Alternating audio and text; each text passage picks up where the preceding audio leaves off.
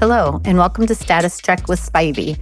My name is Nikki Laubenstein, and I have been a consultant with the Spivey Consulting Group for 8 years, and I have worked in the field of law school admissions for 26 years.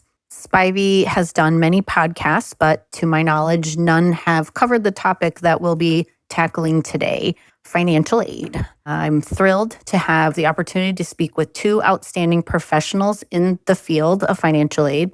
Today, we have Kristin Shea and Sydney Montgomery with us. Welcome and thank you both. Kristen is the Director of Graduate and Law Financial Aid at Syracuse University College of Law, where she's worked for almost 20 years. She has served in various roles, including 5 years in the development office, and she has spent 14 years in a financial aid capacity. Lucky for me that I had the pleasure of working alongside Kristen for many of those years, and I can tell you that she is a true professional. And Sydney is the executive director and founder of Barrier Breakers, which is an education nonprofit with a mission to increase access to and success in higher education for first-generation students and others with barriers to entry. Sydney is a nationally recognized champion for upward mobility in first-generation students as a TEDx speaker, Obama USA leader, and Forbes 30 Under 30 honoree. We so appreciate Sydney joining us today to share her incredible knowledge and expertise also. So with that, can each of you say anything more you'd like to add about your backgrounds, your current roles, and maybe a little bit about what got you into the field of admissions and financial aid?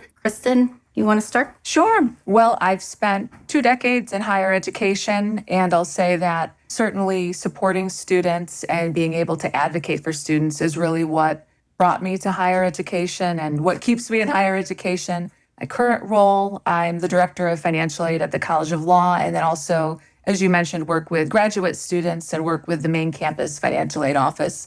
I'm in charge of more of the administrative side of making financial aid available to graduate and law students, but I do meet with students, and I'm looking forward to supporting students with the changes that we have ahead for the 26-27 year and the opportunity that provides to work with colleagues and to be here today with Sydney and with you and really talk through some of the challenges ahead and what the opportunities are. Great. Thank you, Kristen. Sydney, would you like to add anything more about your background? What got you into the field? Absolutely. So I'm from Maryland. I'm a proud Marylander. My mom's a Jamaican immigrant. My dad's from the south side of Chicago. Both my parents were in the military. And I like to say that I fell into admissions work accidentally, but it was also really financial aid that I became really passionate about. My parents did not know anything about applying to college in the US or how to even go about that. My dad got his degree online through the military, and my mom studied community college after she had left the military. And so I was kind of on my own. I didn't know anything about the cost of college. I applied to schools based off of Gilmore Girls because I was obsessed. And I did not look at, how much schools cost or anything like that. It was a great reason. In Connecticut, great state. Did not end up going to school in Connecticut. But I had a teacher that really took an interest in me. I became the first student from my high school to go to Princeton. And I did not think, one, that a person from my background could ever afford Princeton. I thought it was a school that was, mainly for people that were wealthy. But then when I realized and started learning more about financial aid, and I actually negotiated my own financial aid, I didn't know that's what I was doing. But I did that on my own because it wasn't enough. My parents were not able to contribute. I realized that there were a lot of other students who weren't applying to schools because of this assumption that things were unaffordable. At the time, actually, Princeton cost less than it would have for me to go in-state to Maryland, though. And so there are so many misconceptions and things about financial aid and demonstrated need. And, especially when we get to the law school space, that there are a lot of nuances and teaching students how to advocate for themselves, teaching students to understand financial literacy. I didn't know anything about my loans. I worked 3 jobs in college. I worked 3 jobs in law school. I learned a lot about financial literacy kind of the hard way. And so I'm really, really passionate about helping students navigate this path and to know that where you go to school really does change your life. Princeton changed my life. Harvard Law School changed my life. And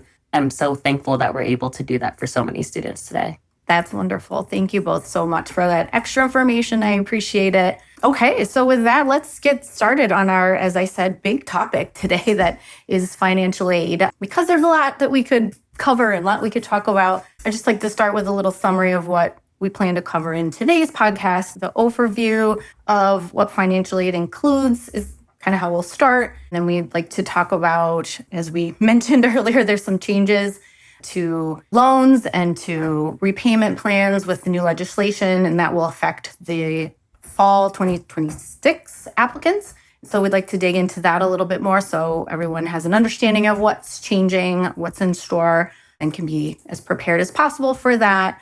And we also plan to touch on some of those questions and concerns from various populations that we all work with. To be clear, we're not planning to cover merit aid in much depth or the process of appealing for merit scholarships in this podcast. Spivey Consulting and other resources, a lot of resources on that topic. But today, the plan will be to go into more of the other forms of financial aid that the majority of students use to fill that gap between merit aid and the overall cost of attendance for the school that you plan to attend. And I think a little bit later, we'll be covering more details about what is all included in a school's cost of attendance as well. So when we talk about financial aid, the main types are merit aid, need-based grants, and self-help aid. So that would include work-study jobs and loans. In general, for law students, there tends to be a heavier reliance on the merit versus the need-based aid. And I think this differs quite a bit from undergrad financial aid. Sydney's going to talk a little bit about some more of those differences from the undergrad financial aid process, because that's where most are coming right out of or have been just a few years ago before starting professional careers, and kind of the process that they're aware of. So I think it might be helpful to think about what, from the law school side, it means to build a class. When I worked in an admissions office, I oversaw enrollment management for the office, and there are a lot of factors that go into building a class each year. Usually the dean, the CFO, the enrollment management dean, and the financial aid director get together at the start of the cycle. They lay out a plan for the goals that they have in mind and the targets that are required to hit for developing the strategy around meeting those goals. I don't know that most applicants think about that from the admissions and financial aid side of things, or, all that goes into hitting those targets or the pressures around that from law school administrations and central administrations. But they're worried about how are they going to pay for their own law school education. So when the admissions deans are tasked with these many factors, a lot of it is building a class around selectivity measures. So as everybody is aware, they're looking for test scores, GPAs, admit rates, and yield. But they also have to hit a net tuition revenue goal each year. And this net tuition revenue is the actual amount of money in tuition and fees that the school brings in once scholarships and institutional need-based financial aid and other discounts are deducted from their overall tuition price. So applicants, of course, don't know what every law school has for those goals going into the cycle, but they can assume in general that schools want to maintain or increase their LSAT and GPA medians. They want to bring in a diverse class in whatever ways that the school defines that. They want to enroll interesting students with demonstrated experiences who will be employable. And they want to end with a high yield on their class, meaning they want to enroll applicants who really want to be there and who will make for proud alumni. With all of that in mind, beyond the merit scholarship piece, I'd love to now get into discussing what the other financial aid looks like. So, Kristen, if I can ask you next to tell us a little more about what has changed for this coming entering class. So those applicants applying this current cycle for fall 2026 entering students. We understand that some of our listeners who are applying this year may not know how things used to be, so they may not really understand what's changed. But Kristen's going to break that down a little bit more for us. They could borrow up to $138,500 for direct subsidized and unsubsidized loans, and that included undergraduate and graduate and professional loans. Now, under the One Big beautiful bill act, there's distinct amounts of loans that students can borrow.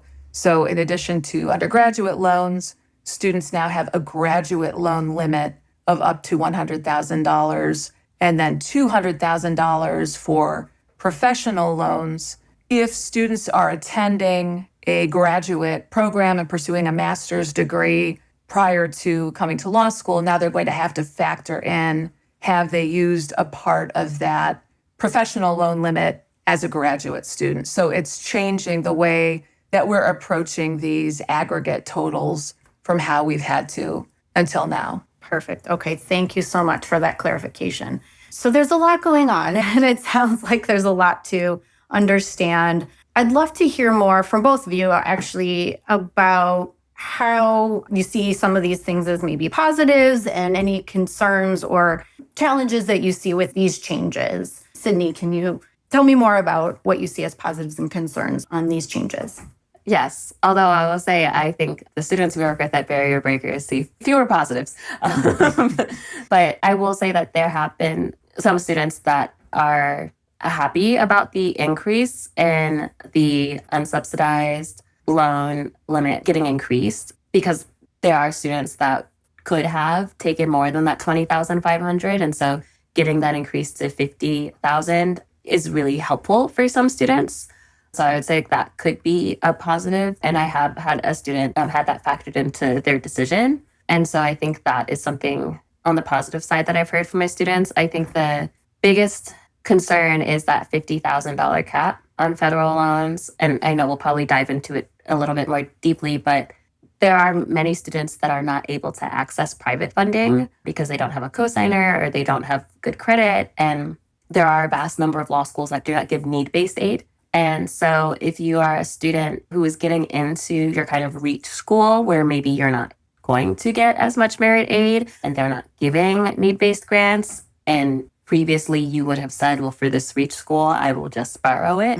And you now only have $50,000, which is not going to go super far. You might find yourself not able to go if you cannot access private funding. And I think we're really going to see a divide in this country between people that can access private loans and those that can't. And I think that's the thing that keeps a lot of my students up at night. It is also something that factors into whether or not they think about early decision, which again has always been a little problematic for those that have financial concerns, because oftentimes, unless it's a specific ED program that comes with a full ride scholarship, and there are a number of them in the law school space, but oftentimes you're kind of making an assumption that this is a school that I'm committed to going to early decision, even if they don't fund me. But there's difference between saying, I feel comfortable taking out the full freight in loans, which, we can go back and forth about whether that's actually something you should have ever thought about. But it is very different if you cannot take the loans. And if you get into this early decision binding program and you realize later, oh, I thought I was going to be able to, and now I can't. I think that's going to be an interesting thing to see play out in some of these ED agreements. I echo your concerns, Sydney, and I think about students having choice and being able to look at a wide array of law schools.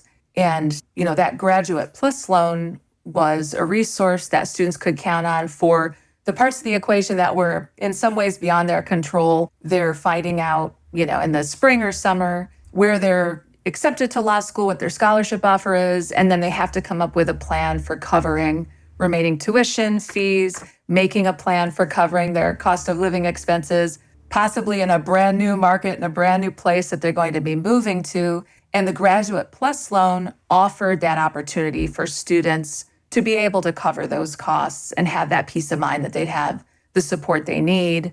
Now, when we're thinking about private loans, many students, just by the sheer nature of how creditors consider credit, they're not going to have a robust credit history, right? Because they just haven't had time to build that. They may or may not have a cosigner that could commit to co-signing the private loan so they'd be eligible. They not only have to think about just 1 year, they have to think about the duration of the program, which might be over 3 or 4 years.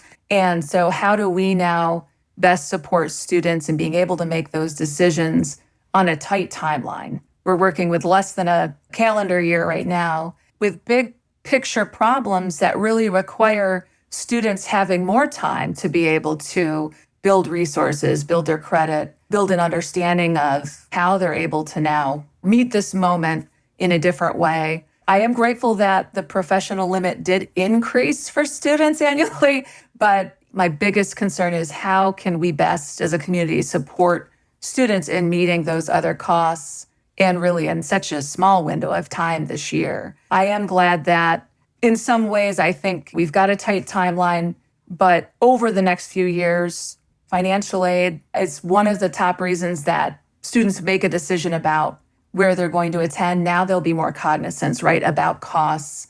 My hope is that will be earlier, that students will be looking at that earlier, and that over the years ahead that we can better support students with this change.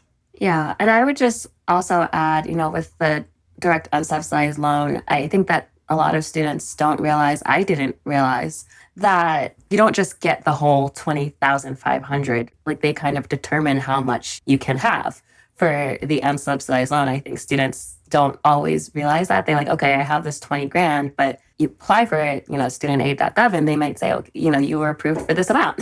And it's not the 20,500. It could be 8,000. And I think we work with a lot of working students at Barrier Breakers who on paper, maybe they have enough, but they might be caring for 3 kids or an ailing grandparent or a medical issue, or they have a mortgage or a car, right? And for a lot of people, and I always like to say this out loud, credit is not a virtue. And I think that people often feel ashamed if they don't have good credit or their credit's not where they want it to be. But oftentimes, it is just a reflection of the journey that you've gone on and maybe where you've started and the decisions you've had to make, because when your back's up against the wall, you have to make certain decisions.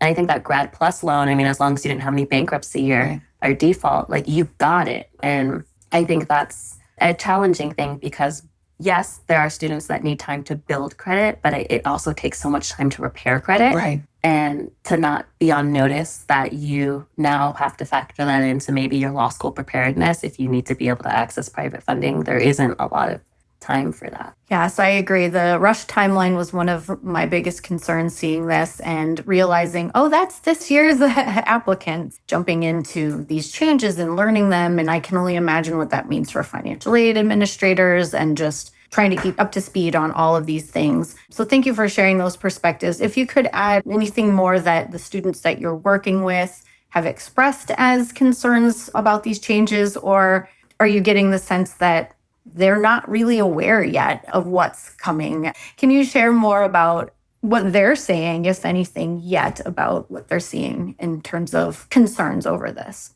I'm hearing from current students with concerns, and I'll say that I haven't heard from many entering students yet. And in talking with other law school administrators, similarly, they're not hearing from students just yet. And I think it's just, as we've talked about earlier in the discussion, there's so many differences between undergraduate financial aid and graduate and professional financial aid that it's not something that students maybe even have an awareness of, to us to know what is it that's significant, that's changed, that they need to now know. What are the right questions to ask? And it's my hope that with some of what we're talking about today and with some of the other community efforts that are being made to start really getting information out, building awareness, that we will be able to empower students with understanding the challenges at hand and then how we can best support them in gathering the information that they need with a decision ahead. Yeah, I would say that we do hear from students, but I think 70% of our students at Barrier Breakers are over the age of 25. We do work with some undergrad students. We hear less of this from them, to the point there is a lot of differences about undergraduate and graduate financial aid, which I'm happy to talk about. I would say that our working adults, though, as soon as the bill was passed, my email was flooded. And they didn't even know, I think, what questions. They're just like, this is bad. Right. This is bad. And I want to know how bad it is. Yeah, understandable. Yes. And so, trying to do a lot of reassuring, because I think especially with a first-gen population, it can seem like just another roadblock. And specifically wanting to make sure that students know that it is okay to still have those reach schools, you don't have to lower your aspirations or only look at certain schools. I mean, we have to be more cognizant and more creative, and we have to plan more, but it doesn't mean that you should lower your sights. I know that a lot of schools, they have the loan repayment assistance programs and they have some things that may help. You still have to get the loans or finance it somewhere on the front end. But I know that students had those concerns, and it's understandable because studies do show that students from lower socioeconomic backgrounds are the most benefited from going to elite universities, whether that's on the undergraduate or graduate side in terms of upward mobility. It tends to have the biggest ripple effect on just them and their family and generations and getting access to certain networks. And so, our students are really thinking about, especially, we've had students that are working 2 minimum wage jobs and then they get that acceptance to a top school and, now they're making significantly more money and they're providing for their family differently. And so students just want to know that that path is still available to them. And you mentioned you are well aware of a lot of the differences because you work with undergrads and law students both. Can you, Sydney, tell us more about those main differences between the process of financial aid for undergrads versus law students? Absolutely. And I don't know that I like either. Some days I like more than the other. It depends. For undergraduate financial aid, it is really based on your parents' income or your guardian. Sometimes if your parents are separated, and depending on the school, that might just be the parent that you primarily live with. And that is the FAFSA form usually controls that. And then depending on the school, they might use the College Board CSS profile to get a look at your non-custodial parent and other assets. But every school meets a certain percentage of demonstrated need. And that is actually all in a school's common data set. There are resources that compile all of that. So you can see I'm really interested in Sunnyside University and they meet 89% of my demonstrated need, or they meet 100% of my demonstrated need. And that is, you get a student aid index and it tells you kind of your family theoretically can afford X, and you take the cost of attendance minus what your family can theoretically afford by the index, and you get your demonstrated need, and then you can kind of estimate what your need-based financial aid will be. And there are a number of schools that only do need-based aid. Most schools do a combination, but all schools do some kind of need-based aid, which is the biggest difference, I think, between college and law schools, that there are vast majority of law schools don't do any need-based aid grants. And there are a lot of students in that middle space that don't qualify for need-based aid, but then you can also see what percentage of those students get merit aid. Now, I will say that places where law school financial aid shines, it is a little bit more predictable merit aid at the law school level. The GPA above the median, the LSAT score above the median, you can kind of do some estimations there. And, you're probably not going to get any need-based aid, but you have a little bit control over the merit aid situation. On the undergraduate side, I think you have more insight into the need-based aid. The merit-based paradigm, it's a little bit of a black box. It's very competitive, and there's no, okay, I have this 1,600 and I've got this 4.5. I'm going to get this full ride. Like, that doesn't happen on the undergraduate side. Like, you hope, and like maybe you get some, maybe you don't. And there's a lot more that goes into it. So I think the students that have the most control, quote unquote control, would be that population of students that have high need, but also are top performers. And then if you can get into a school that meets 100% of your demonstrated need, you can basically go for free. Whereas I would say on the law school side, the students that have that most clarity are just the top performers, right? Regardless of need for certain schools. And you can decide, if I really want to go for free, I can take my 180 and my 4.0 and probably go to, I'm from Maryland, so I'm going to shout out University of Baltimore. And, I'll probably get a really good merit scholarship because I'm going to be above their medians. Right. I can decide that scholarship is more important than rankings for me on the law school side. If you're a student that doesn't have need as much on the undergraduate side, you can't make that decision. I'm deciding that I'm going to get a full ride to college. Like, you don't decide that. You can hope, but that is not in your control. Yes, that's such a good point, and I appreciate you bringing all of that up. And I think let's jump ahead a little bit to just talking about what a law school cost of attendance includes. Because when I was a dean of admission, I had the fun task of reviewing all of the scholarship appeals that came my way. And I enjoyed making those, what you're talking about, Sydney, those scholarship decisions. I mean, that was great. I could make a decision to admit somebody and give them what we had determined would be that scholarship amount to try to get that student to come to our school. But then there's that other process where they're sending you the other offers from other schools to try to increase that scholarship amount. So a lot of times when students would try to negotiate those amounts, they wouldn't fully get that it's not just the scholarship and the tuition, it's the overall cost of attendance that you should be looking at school. So for a school like Syracuse, where we were in a less expensive, relatively speaking, area of the country than maybe some bigger cities, often students would come to us not really understanding the overall cost of attendance being part of that decision making. And if whoever would like to just jump in and talk first about what all is included in a school's cost of attendance and how students should be really looking at that. Sure. We publish on our website a realistic estimate of costs that students should plan for their program of study. This includes their direct expenses, which would be their tuition and fees, those fixed costs that are going to be billed to the student, and then indirect expenses, which would be housing, food, book supplies, course materials and equipment, transportation, a personal allowance, and then we also include an estimate of loan fees if students are using federal loans. So this is meant to give students an idea of what they should plan for an academic year for costs for a modest standard of living as a student. And it is something that we want students to be thinking about because, as you mentioned, those scholarship negotiations and those scholarship offers are often targeting those direct fixed expenses. But then there's these other categories of variable expenses. And it's something that students, as they're considering the cost of living and the area that they may be wanting to relocate to for law school, these are costs that are within their control. So we're providing for students a housing budget for the 9-month academic year. And it's our hope that students would then look for housing options that would fall within that budget, right, to best manage their costs within the cost of attendance.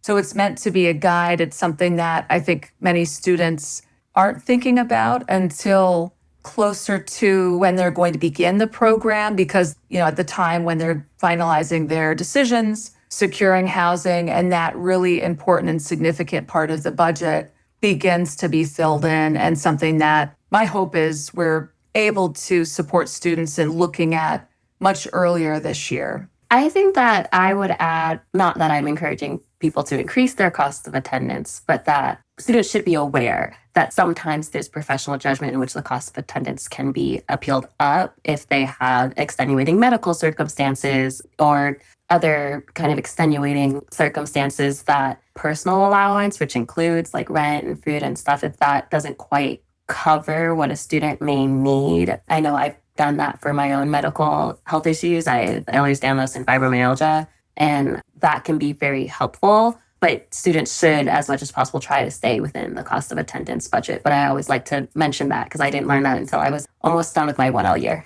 Thank you so much for saying that, too. And I think schools should publicize that we do consider special circumstances for students. It's something that we should be letting students know about. And also that within the last few years, other areas that have been added to the cost of attendance are the cost of licensing fees, like the cost of the bar exam, childcare expenses, and also disability expenses. So these are other areas that we want students to be aware of and that we're able to have conversations with students earlier in the process as they're considering where they might want to enroll.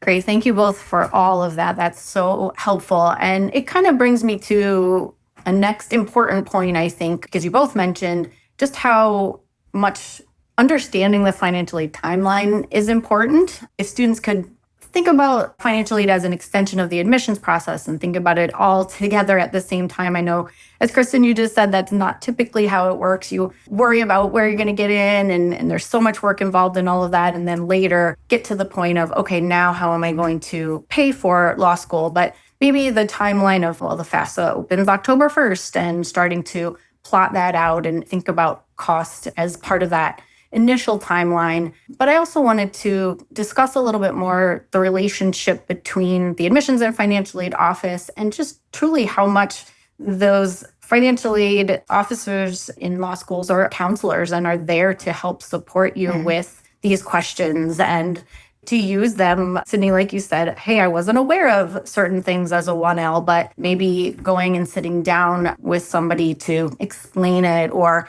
a lot of times offices will hold, as they can, financial aid trainings or information sessions, go to those things and try to understand more about your personal journey in paying for school. I think, Kristen, when you and I worked together, I loved that we had an office that we shared an office suite, and it was great that we worked so closely together. I think some schools have that set up and others don't. There are other law schools where they're not even in the same building, admissions and financial aid. So, Kristen, because you're in a financial aid capacity now, can you talk more about that relationship between the two offices, the timeline, tips for utilizing the great resources that are available in financial aid offices? Sure. And to your point, law schools may be structured differently. So we're very fortunate at Syracuse that we have a blended operation. We share a physical space with admissions and financial aid. We're embedded within the College of Law.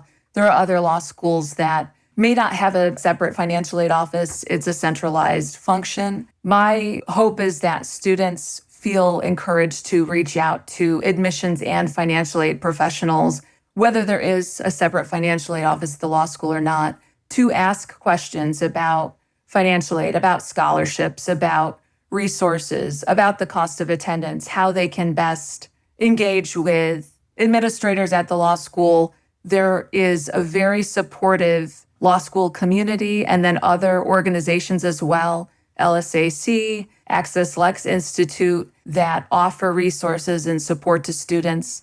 And we're here to help and talk through these questions and talk through these challenges now so students feel that they can best connect to the resources that they need and apply, meeting our deadlines and applying for optimizing their resources. That's great, Kristen. Thank you so much. And Sydney, I know you work so closely with your students and you have a lot of great financial literacy type of resources for them, and you're able to refer them to great tips and resources. Are there others you'd like to add in terms of just making your students aware of what can be helpful out there? Yeah, I love Access Lex. I really do. And the hill that I may die on one day is that I think that law school should be a 2-year application process. We get so many students that are like, it's like June, and they're like, I'm applying. I'm just starting. I've done nothing. And that's fine. But when you look at like applying to college, many people start thinking about applying to college junior year. And when I work with my juniors, we spend junior year building the list. And in part of that building the list, I have all my juniors do a net price calculator. And the parents have to sign off that they saw it, the price, before we even start writing essays, before we even finalize the list. And it is more than a 4-month sprint. And I think that somehow, even though law school is more than college, it costs more than college, we do not apply the same gravitas to it. Like, we're talking about FAFSA to 9th graders. Like, we have to have this information. Right. And then like for law school, we're like 3 months. You just need 3 months right away. It's fine. We'll deal with the finances later. I wish we just dialed it back a little bit. Like, take your time, research the schools. Access Lex has a great calculator, just like the net price calculator for undergrad, where you can estimate how much it would cost and what the loans might look like and your monthly payments, and you can put in your budgets, and you can do a lot of pre-planning before you even decide, hey, yeah, this is a school that I want to go to. Or even you can make the decision, I really want to go to X school. I only have this $50,000 to borrow. So if I want to try to get a good merit scholarship, then I really need to be targeting X score, or this school may be a little bit unaffordable with the budget that I have set, right? And maybe even using the financial aid to influence your LSAT prep or your studying or your grades. I just think that we're not talking about it early enough. And there are so many ways that you can access every school with planning. It's not like college where you're going to be a senior at some point. We're here now. You get to decide when you go to law school. You get to decide when you're ready. And so you should go when also the finances, you have a good handle on what they're going to be. I think that's such great advice, Sydney. And I agree wholeheartedly. And I think One of the things we talked about was the timeline. And we always tell students you should not wait for an admissions decision to apply for financial aid. My hope for students is that as they're looking at schools, they've got a spreadsheet where they're plotting in the cost of attendance and taking a look at, okay, what is this total cost going to be, that net price, estimating their scholarship, and then thinking about what are they going to be responsible for and how are they going to cover that.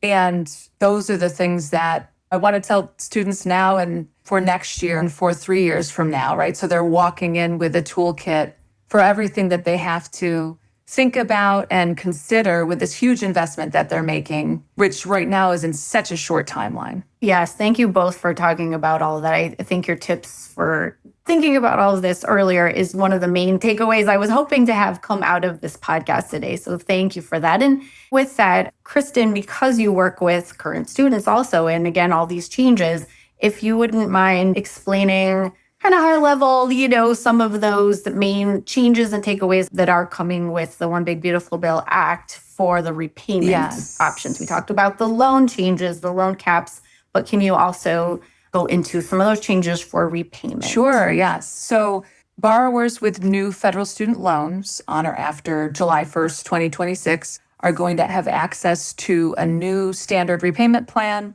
and a new repayment assistance plan, which is being referred to as RAP. The new standard plan is different than the existing standard plan for students who have borrowed loans prior to July 1st, 2026.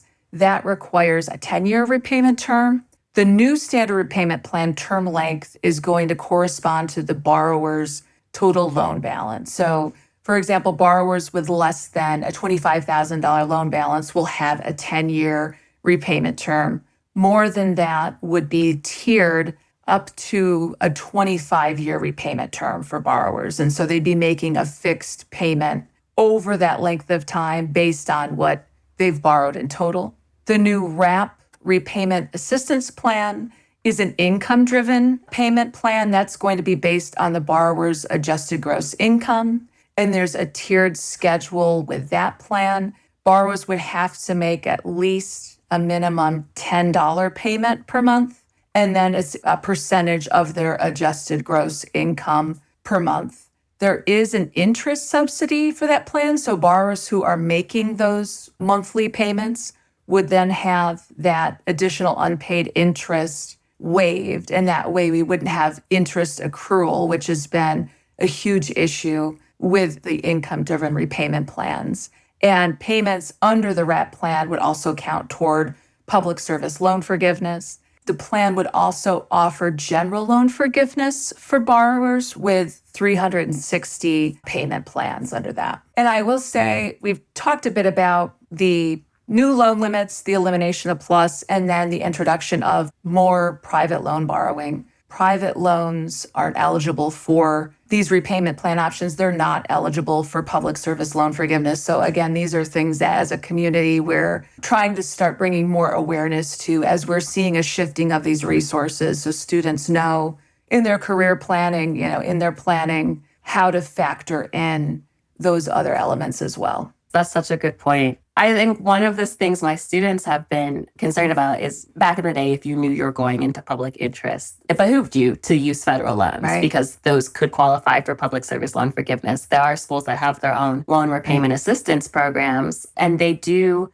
work on both private and federal loans. I'm wondering if there might be more schools that think about developing their own loan repayment assistance programs, with the fact that there hopefully will still be just as many students going into public interest, but those students may now have these private loans that are not eligible for public service loan forgiveness. And I'm just wondering if law schools are thinking about taking up that mantle there. I think they're thinking across the board. I think it is something that right now, as a community, we have to be thinking about these issues, right? And how we've solved or approached them in the past. And now how are we going to support, solve, and rise to the occasion and continuing to support these paths into public service? Absolutely, I agree. I commend law schools for thinking creatively about all the different options that they might have available to them to continue to support students. I do want students to know that law schools very much care and are committed to helping them find solutions.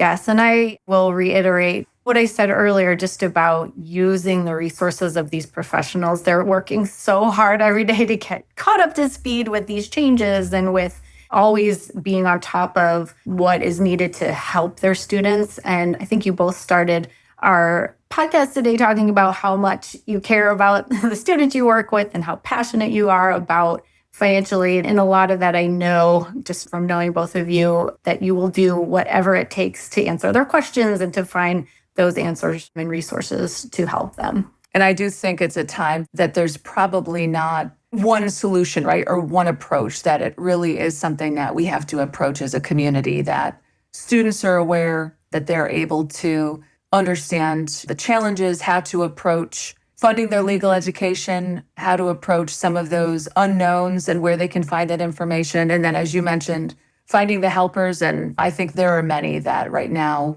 want to be able to be a resource at this time. I think we have covered quite a bit, and this is an extremely complex topic, but I just would like to ask if either of you have any last thoughts you'd like to share, or if there's anything that we didn't cover today that you wanted to make sure that we discuss. I did want to cover, because it's something that had come up just about working. I mentioned I worked 3 jobs in college. Yes. I worked 3 jobs in law school. And I know that different schools have different rules on working. My personal philosophy is if you are going to work in law school, it needs to be something that is high pay, low hours, right? So I babysat, I taught piano, I tutored, I did other kind of higher paying things or things that I could do my homework while I did that. But I do want to also say that while it was really beneficial and I needed to do it for my personal expenses, it didn't add up to $20,000 a year. I've been asked from our students, if I can only borrow this, I have $30,000 left. Can I just get a part-time job and make payments on that $30,000? And while I'm never going to tell you no, because I'm a lawyer, and so the answer is always it depends, it's not a great plan to think about working enough to cover such a high amount, because it is very difficult to balance with 1L, just with all the other responsibilities that you have. You don't really have 20 hours. I think I worked maybe 10 or so hours, and then some of it I worked at my housing to get housing break. So there are some creative things that you can do there, but I just wanted to add that because I know that there are some very industrial students listening who are I will just get a job. I will just do something that pays $35,000 a year, $40,000 a year, and then I will cover this gap. That may be the most stressful plan that you can make.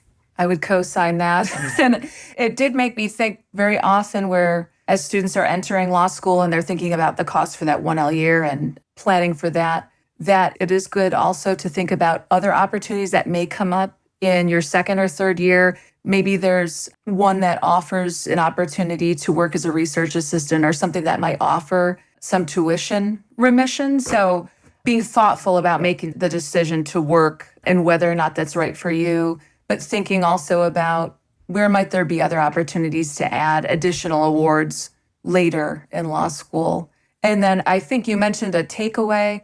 I was reading an article today. There's a survey published. There was 5,000 undergraduate students that were interviewed.